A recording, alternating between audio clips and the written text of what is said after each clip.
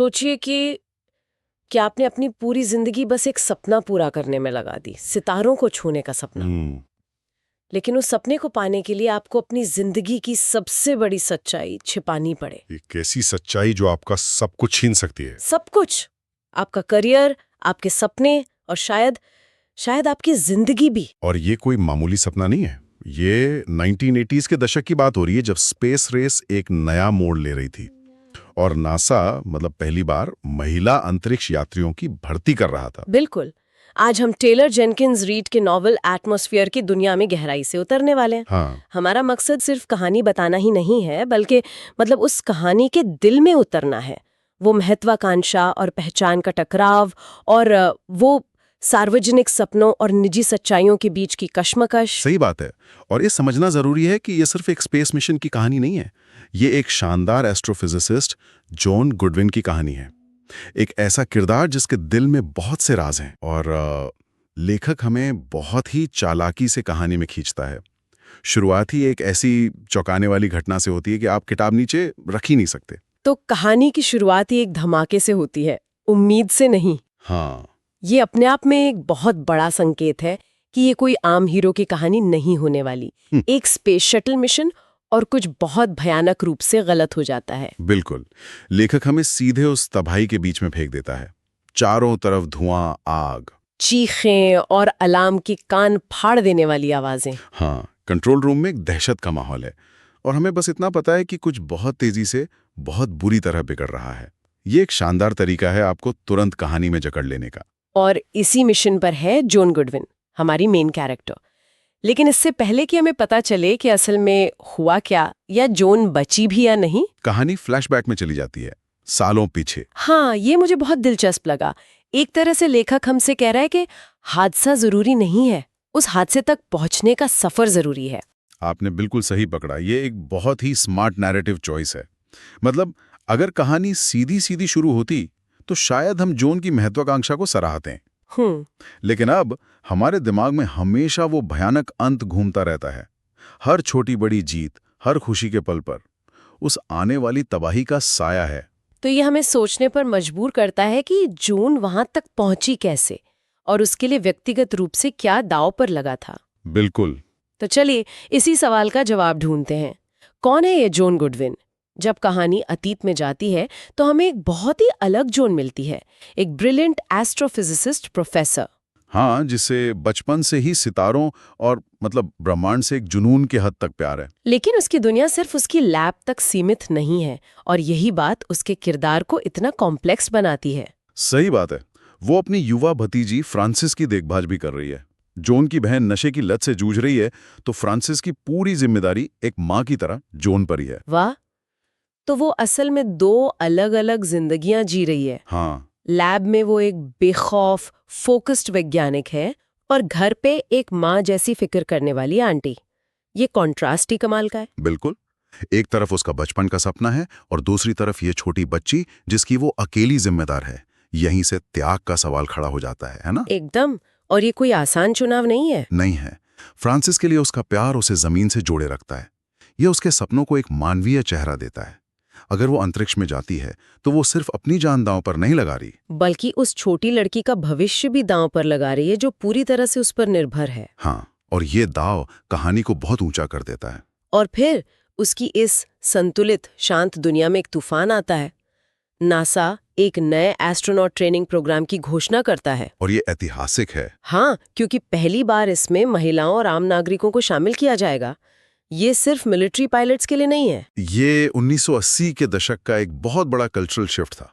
अंतरिक्ष यात्रा का सपना अब कुछ चुनिंदा लोगों के लिए नहीं था। नासा वो वैज्ञानिकों, डॉक्टरों, इंजीनियरों के लिए भी दरवाजे खोल रहा था। और जॉन के लिए ये वो मौका है जिसका उसने पूरी जिंदगी इंतजार किया है। वो आवेदन करती है और हजारों लोगों में से चुन ली जाती है। और यहीं से उसकी जिंदगी हमेशा के लिए बदलने वाली है। नासा की ट्रेनिंग सुनने में ही रोंगटे खड़े हो जाते हैं। ये सच में ब्रूटल है। शारीरिक, मानसिक, भावनात्मक, हर तरह से तोड़ने वाली। दिन सूरज उगने से पहले शुरू होते हैं और देर रात तक चलते हैं। Zero gravity simulators, survival tasks. हाँ, जहां उन्हें भूखे प्यासे जंगल में छोड़ दिया जाता है। लगातार होने वाली ड्रिल, हर चीज उन्हें उनकी सीमा तक धकेलने के लिए डिजाइन की गई है। लेकिन इस भयानक ट्रेनिंग के बीच कुछ खूबसूरत भी होता है। ये सब उम्मीदवार जो अलग अलग दुनिया से आए हैं, एक दूसरे पर निर्भर रहना सीखते हैं, हाँ, वो एक परिवार बन जाते हैं। एक दूसरे को सहारा देते हैं। बिल्कुल। ये फाउंड फैमिली का कॉन्सेप्ट बहुत जरूरी है, लेकिन यहीं पे कहानी में एक और परत जुड़ जाती है। अच्छा। ये जो करीबी है, ये जो परिवार जैसा माहौल है, यही जोन के लिए सबसे बड़ा खतरा भी है। क्योंकि जितना आप किसी के करीब आते हैं, उतना ही बड़ा राज छिपाना मुश्किल हो जाता है। सही। हर नया दोस्त एक संभावित खतरा भी है। और इसी परिवार के बीच उसकी मुलाकात होती है वेनेसा फोर्ड से, एक एरोनॉटिकल इंजीनियर। तेज तर्रार, निडर और बेहद प्रतिभाशाली। हाँ, और उनके बीच की केमिस्ट्री पहली नजर में ही महसूस होती है। एक बिजली का करंट दौड़ जाता है जब वे बात करते हैं। और धीरे धीरे उन थका देने वाले ट्रेनिंग सेशन और देर रात की पढ़ाई के बीच एक गुप्त प्रेम कहानी पनपने लगती है। ये उन छोटे छोटे पलों में है। एक दूसरे को देखकर चोरी से मुस्कुराना, देर रात तक बातें करना, फुसफुसाकर किए गए वादे, ये बहुत ही खूबसूरत और मासूम लगता है। लेकिन ये मासूमियत बहुत खतरनाक है। हमें ये याद रखना होगा कि ये 1980 का दशक है। हाँ, ये समझना बहुत जरूरी है। 1980 के दशक में नासा की संस्कृति काफी हद तक अमेरिकी सेना से प्रभावित थी। ये डोंट आस्क डोंट टेल से भी पहले का जमाना था। अच्छा। उस वक्त समलैंगिक होना न सिर्फ आपके करियर को खत्म कर सकता था, बल्कि इसे एक तरह का राष्ट्रीय सुरक्षा का खतरा भी माना जा सकता था। आपकी वफादारी पर सवाल उठाए जा सकते थे। मतलब इस माहौल में जॉन का राज सिर्फ एक निजी बात नहीं थी। नहीं, वो एक विस्फोटक सच था। तो अगर ये बात बाहर आ जाती तो उसका एस्ट्रोनॉट बनने का सपना तो टूटता ही, शायद उसे देशद्रोही भी करार दिया जा सकता था। बिल्कुल। ये तो बहुत ही ज्यादा हाई स्टेक्स हैं। बहुत ज्यादा। इसीलिए इस रिश्ते को हर कीमत पर छुपाना पड़ता है। उनका प्यार एक ढाल भी है और एक बोझ भी। उन्हें हर पल, हर नजर, हर शब्द को तौलना पड़ता है। उनके प्यार पर हमेशा बेनकाब होने का डर मंडराता रहता है। हाँ, और ये उस दबाव को कई गुना बढ़ा देता है जो वो पहले से ही महसूस कर रही है। तो आप सोचिए जॉन की हालत। एक तरफ नासा की ट्रेनिंग का जबरदस्त दबाव, दूसरी तरफ अपनी भतीजी फ्रांसिस की जिम्मेदारी, तीसरी तरफ वेनेसा के साथ अपने रिश्ते को दुनिया से छिपाने का लगातार बना हुआ तनाव। और इन सबके ऊपर वो एक ऐसी दुनिया में है जहां मर्दों का दबदबा है। हाँ, ये लैंगिक बाधाओं वाला एंगल बहुत महत्वपूर्ण है। उसे सिर्फ अच्छा नहीं होना है, उसे सबसे अच्छा होना है। उसे हर दिन खुद को उन लोगों के सामने साबित करना है जो शायद मन ही मन ये मानते हैं कि वो यहाँ रहने की हकदार नहीं है। वो हर समय माइक्रोस्कोप के नीचे है। और यहाँ एक बहुत दिलचस्प मनोवैज्ञानिक परत है। बताइए। जून जिस तरह से नासा में एक आदर्श अंतरिक्ष यात्री होने का दिखावा कर रही है, ठीक उसी तरह वो अपनी निजी जिंदगी में एक स्ट्रेट महिला होने का नाटक कर रही है। वाह, दोनों ही मुखौटे हैं। हाँ, तो उसका पूरा जीवन ही एक परफॉर्मेंस बन गया है। और ये कहानी हमें दिखाती है कि इस दोहरे दबाव में एक इंसान अंदर से कैसे टूटने लगता है। क्या बात कही है, ये बिल्कुल सही विश्लेषण है। उसका अंदरूनी संघर्ष और बाहरी संघर्ष एक दूसरे की परछाई हैं। हाँ, दोनों ही उसे अपनी पहचान के कुछ हिस्सों को छिपाने के लिए मजबूर कर रहे हैं। वो एक ही वक्त में दो अलग अलग लड़ाइयां लड़ रही है। बिल्कुल। लेकिन एक सवाल मन में आता है, क्या हम जॉन की महत्वाकांक्षा को थोड़ा स्वार्थी नहीं मान सकते? वो सिर्फ अपने सपने के लिए अपनी भतीजी का भविष्य और अपनी जान दोनों दांव पे लगा रही थी। ये बहुत जरूरी सवाल है और मुझे लगता है कि लेखक जानबूझकर हमें इस दुविधा में डालता है। वो जॉन को एक आदर्श हीरो की तरह नहीं दिखाता।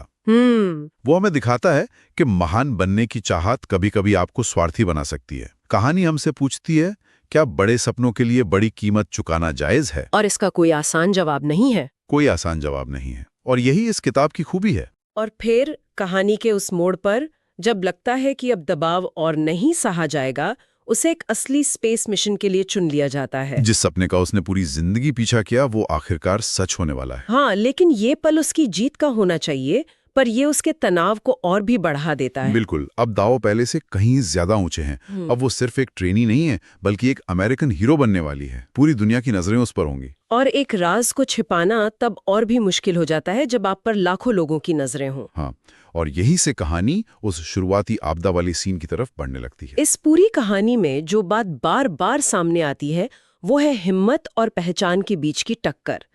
चलिए इस पर थोड़ी और बात करते हैं। जॉन की हिम्मत सिर्फ फिजिकल तो नहीं है। बिल्कुल नहीं। उसकी असली हिम्मत तो उस माहौल में अपने दिल की सुनने में है। उस समय उस संस्था में एक महिला से प्यार करना अपने आप में एक बहुत बड़ा साहसी कदम था। भले ही वो छिपा कर ही क्यों ना हो। हाँ, ये कहानी हमें हिम्मत को एक नए नजरिए से देखने पर मजबूर करती है।